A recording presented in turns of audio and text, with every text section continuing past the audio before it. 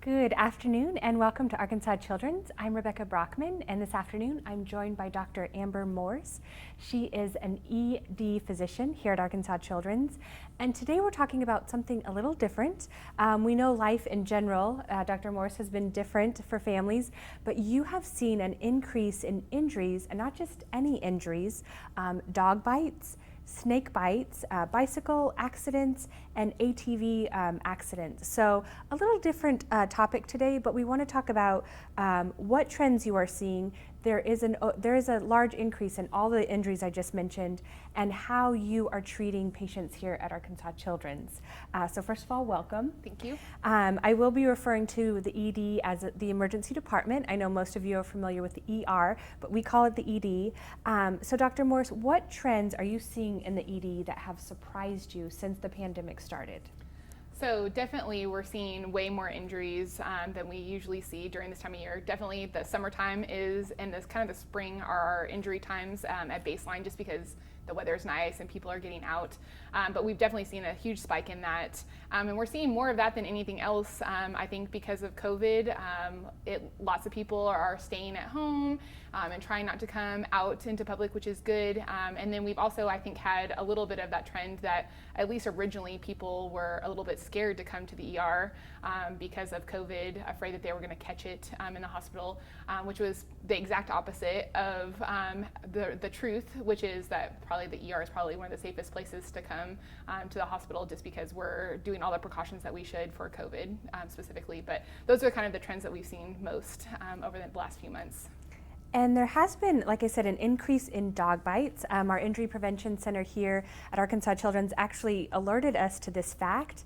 There's been almost a 65% increase in dog bites. Why are they so serious, and how are they treated? Definitely. So as far as the serious nature of dog bites, obviously dogs are like any animal. They have very sharp teeth and claws and things like that can do a lot of tissue destruction.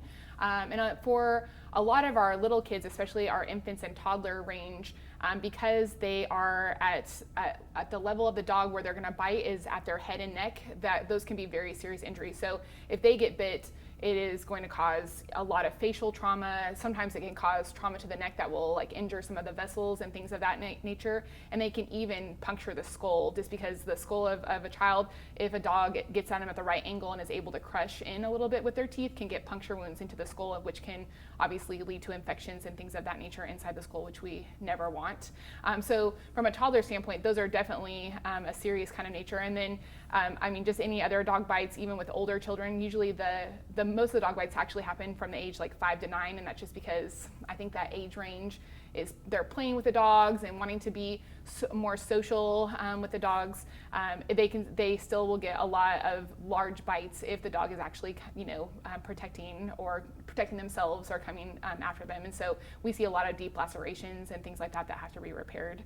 And they have a high incidence afterwards to get infections, because canines and cats specifically have really dirty mouths. And so even though we clean them extensively and even put them on antibiotic prophylaxis, a good majority of the wounds will still get infected, even if we do everything right. Very interesting. I did a little bit of research. I found that 70% of our Kansans own a dog. So most people watching might have a dog at home.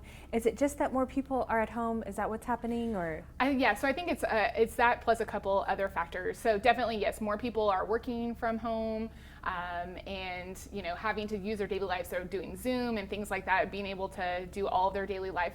And I think that just with everybody having to be home because of that, it causes a little bit more chaos. So a person is trying to do their job, maybe at home, they're not supervising the dog and their children as much, who might be playing, and there might be some play that may not be necessarily within the dog's safety realm, and then that will get you into a dog bite. So lots of things that will provoke a dog to bite would be like pulling on their tail, pulling on their ears, being around them, or waking them up from sleep, being around them when they're eating. Those types of things are like territorial things that are natural to the dog that a kid may not necessarily take as, something that they need to stay away from or be a little bit more careful about.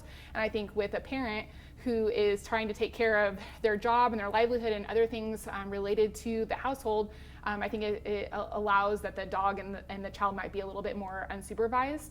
Other things that I think have also triggered some of this is just the stress that comes with the changes that we've seen in COVID. So we're stressed, our dogs or our animals pick up on that, and they can also be anxious or stressed, which in turn will make them a little bit more likely to bite. So I think all of those things multifactorially will lead to some increased dog bites, which is I think what we've seen.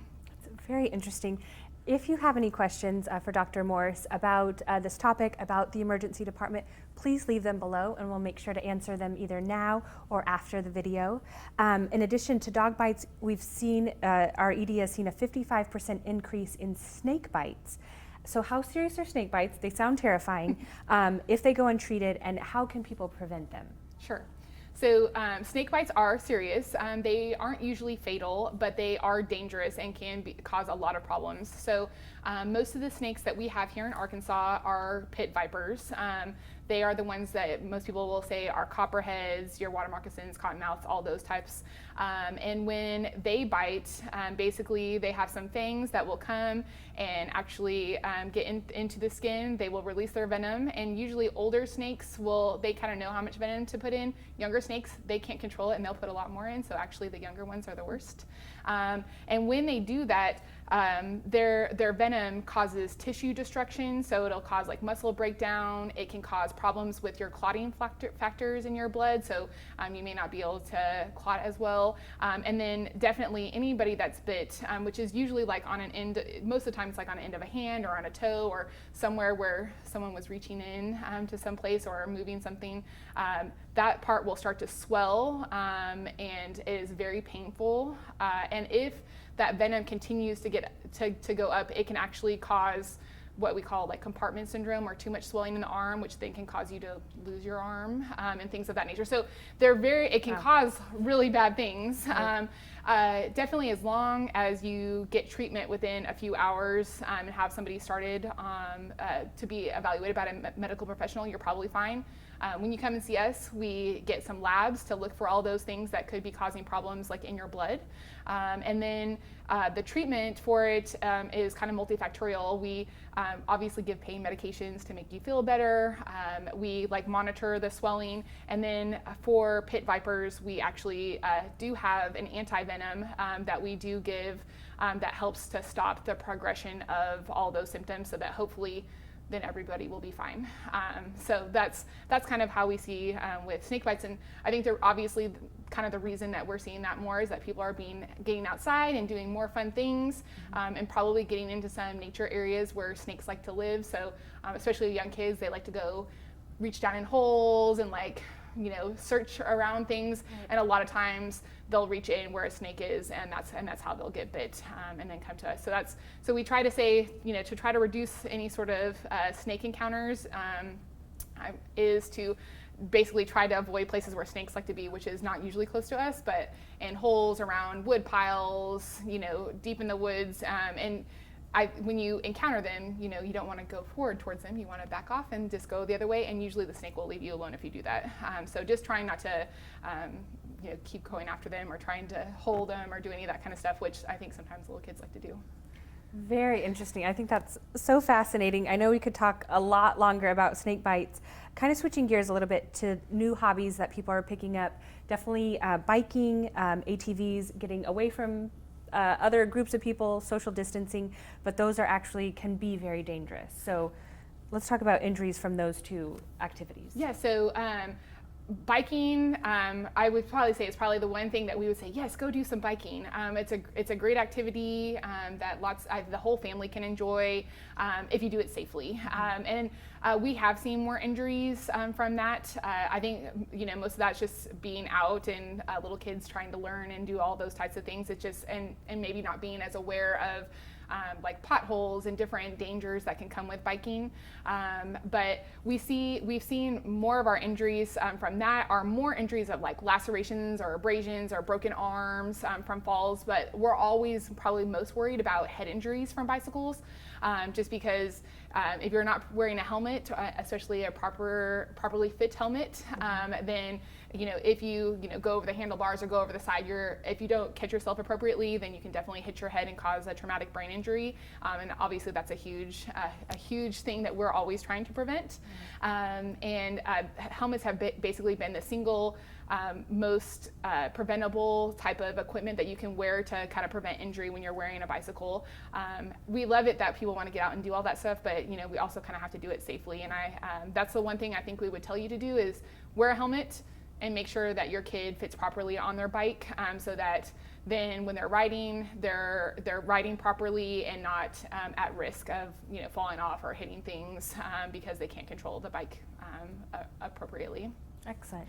And then I think that's a segue into ATVs. I think if you talk to most of us injury prevention folks here, we all are just don't ride ATVs, which I know is not that's actually not probably the right way to go about it, because we see tons of injuries from ATVs. I think a lot of times ATVs are thought of as this, just this fun thing that we can go do, but it is a motorized vehicle, just like a lot of vehicles that adults should be driving and kids shouldn't necessarily be driving. And I think that's kind of the big things that we see as far as problems. Really, the AAP says that if you are not 16 and do not have, you cannot drive a car, you should not be driving an ATV, at least an adult-sized ATV. And that's because those ATVs, some of them can go 50, 80 miles per hour, depending on what kind of motor you have on them. And so really a kid should not be riding on those or controlling them in any sort of manner. They do have ATVs that are set for specific kids and ages, and those ones go at slower speeds. But you still have to, there still has to be an adult there supervising all of that. You still should be wearing a helmet. And basically, most ATVs are really one-person ATVs, and that's another thing that we see as a problem, is that you'll get 2 or 3 people on an ATV that should be for one person. That obviously is going to be ripe for crashes and other injuries, because you hit a bump and the back person falls off, or you get going too fast and then it turns and then everybody falls off. So we see a ton of ATV accidents here in Arkansas, and it can be safe, but it also can be very dangerous. We see a myriad of injuries from ATVs, and those can go all the way from scrapes and lacerations and broken bones, all the way to serious internal injuries like splenic lacs, liver lacerations, kidney lacerations, spinal fractures, and then you get all the way into kind of the head injuries, because most people don't wear helmets, and they should be wearing full motorcycle gear helmets that are not really bicycle helmets, full helmets with shields and things that won't pop into your face. And most people aren't wearing those. And so then we get into the head injuries, where we are seeing skull fractures and brain bleeds and things like that. And we've even have kids that die from ATV accidents just because they are so dangerous. I can understand why you would not even encourage Yeah, we ATVs. just don't want to encourage it at all. But we understand that people are going to go do things. We want them to do it in the safest manner possible, because we do see the extremes, right? We see the little injuries and we see the extremes, and so we're always trying to make sure that we can try to keep people in that little injury as possible. And by doing that, really, it's by following guidelines on who should be on the ATV, who should be supervising all of that, and then wearing helmets and the proper gear. Excellent. And just in closing, we do want to talk about the ED at Arkansas Children's. Why is it different, and why should families bring their children here? Sure. So our ED is obviously specifically tailored to children. So from how we're thinking as providers, as far as what kind of procedures we do, I think we try to take into account that it's a child, and we only need to do the necessary procedures that we need to on a child, because it's a very traumatic sort of situation. So I think it's very tailored. I'm not saying adult medicine just shotguns it, but they may do more, because it's just a lot easier to pull blood from you and me than it is a child. So we tailor things specifically to kids, and then we are trained not only as pediatricians, but we're also trained in emergency medicine. So we have a little bit different approach, because it's all about trying to do what's best for the child. So we're advocates for children. We want to make sure that we do as little as possible, but make sure it's comfortable for the kids as much as possible. So for example, with dog bites, if I have a kid that comes in with a really severe dog bite to the face, I'm going to sedate that child for them to have the procedure done so that they don't remember the trauma of having to have someone sit there and numb up their face and sew it and all that sort of stuff. So we really have some different specific techniques that are tailored to them.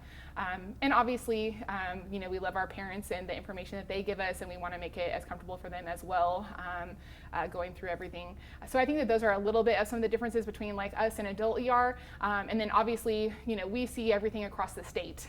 So I think it gives us a unique perspective because we've seen all the unusual things, and we've seen all the bread and butter type of pediatric complaints, and so both us and at ACH Northwest, we both have like top-notch trained professionals taking care of children, and that's like our life goal. Well, thank you for what you do. Just this brief time that we've talked together, you see a lot, but you help champion children in our ED. So thank you for your time, your expertise. If you do have a question that you think about later, please leave it in the comments below. But in the meantime, please just continue to wash your hands, wear your masks, social distance when you can, and stay safe. Thanks for watching.